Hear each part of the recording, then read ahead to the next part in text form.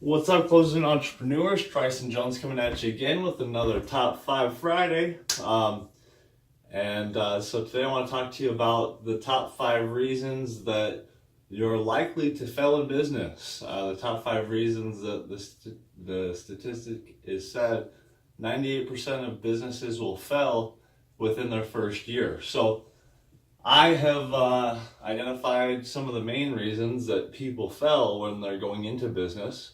I'm sure some of these things will ring true to you, but a lot of people have, misconceptions or the wrong notions about what's holding them back. So I want to address some of those things here with you today. Hopefully you've had a great week. Hopefully you'll end it strong. Follow my blog at sellerbesoldblog.wordpress.com. Follow me on facebook.com/hustlersnonanonymous. And without further ado, let's get to, I believe, the 5th or 6th Top 5 Friday I'm doing for you here. So, again, the top 5 reasons 98% of businesses will fail within their first year.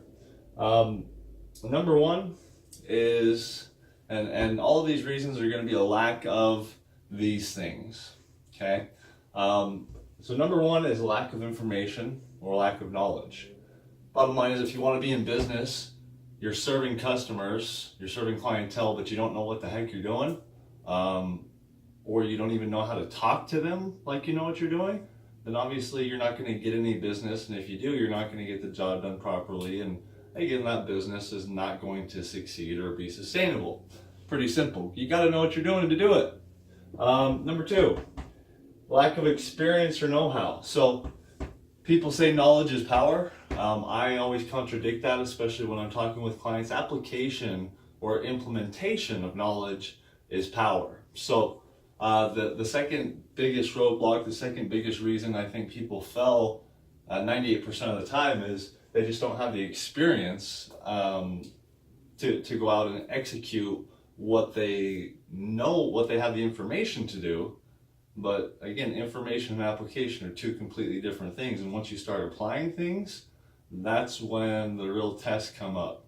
And that's why when you're dealing with a real estate mentor who lives all the way across the country, you can't get them on the phone with you. And even if you can, they're not able to really dig in and help you out with the problem that you have, because they have the know-how, but they can't be there with you to help you through that experience. So you've got to have the experience. The only way to get the experience, though, is to take that first step. So start off small. Start off with some joint ventures with other people who are very good at what you do, or who maybe bring to the table something that you can't do that can be a huge value add to what you do know how to do, and ultimately help you launch a better product. So, that's the best way to gain experience, is just step out there and do it. And if you don't feel like you are experienced or knowledgeable enough to deliver the service on your own, because maybe you're brand new, then go out and find somebody who is doing it, or somebody who can add to that can help you make your business or what you offer more valuable.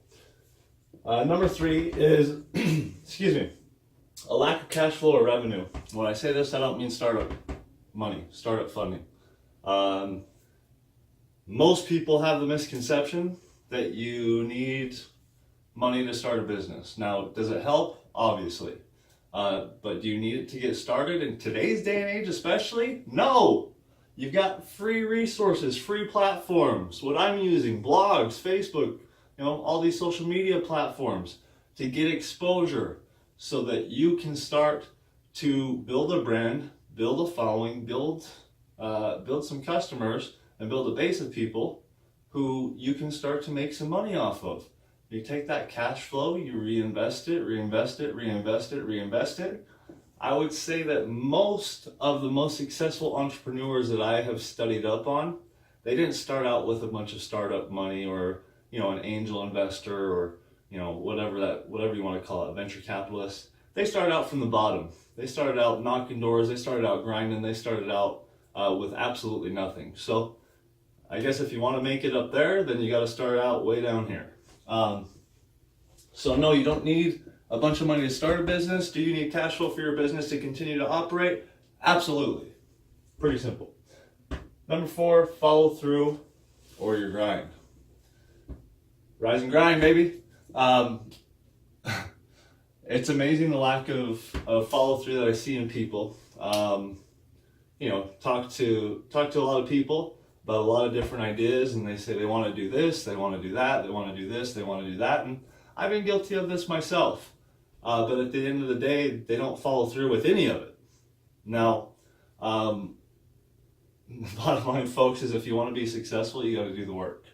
And having the information, even having a mentor, having somebody with experience, or having experience you've had in the past, none of those things are going to do you any good. Cash isn't going to do you any good if you don't have the hustle, the grind, the work ethic that it takes to go out there and build from the bottom up. Again, the law of possession says that if you don't build from the bottom up and you gain something quickly, you're apt to get it taken from you just as quickly. If you build from the bottom up and it takes you years to build it, then it probably won't disappear overnight. So, number 5 is resourcefulness. Not resources, resourcefulness. Again, mentioning Tony Robbins here. His famous statement on that is, it's not a lack of resources in business, but it's your lack of resourcefulness. That's what I'm talking about when I'm saying if you're not experienced or you haven't been able to break out into the marketplace yet, or present yourself or posture yourself as an authority, then you become resourceful. You say, okay, you know, what's out there, who's out there, and what can I do in order to just get something started and get some money coming in, whether it's $5 or $500,000. And so when you start to think that way, then you start to use all the tools that you have. You start to use all the connections and all the people that you have, and slowly but surely you're able to bring something together that now has all the pieces in place, instead of you going out and trying to piece that puzzle together, where one piece might slip away as you're putting this one in, and you know, it's a mess, especially on the internet. So don't do that. These again are the 5 things that I think people are lacking that contribute to the statistic of 98% of businesses failing in their first year. I hope that was of some value to you. You know, it's pretty straightforward stuff, but keep coming back. You know, obviously there will be more to come. I say the good stuff for what I'm going to charge you for. But nonetheless, we'll talk to you soon. Go ahead and end the week strong. And thanks for tuning in.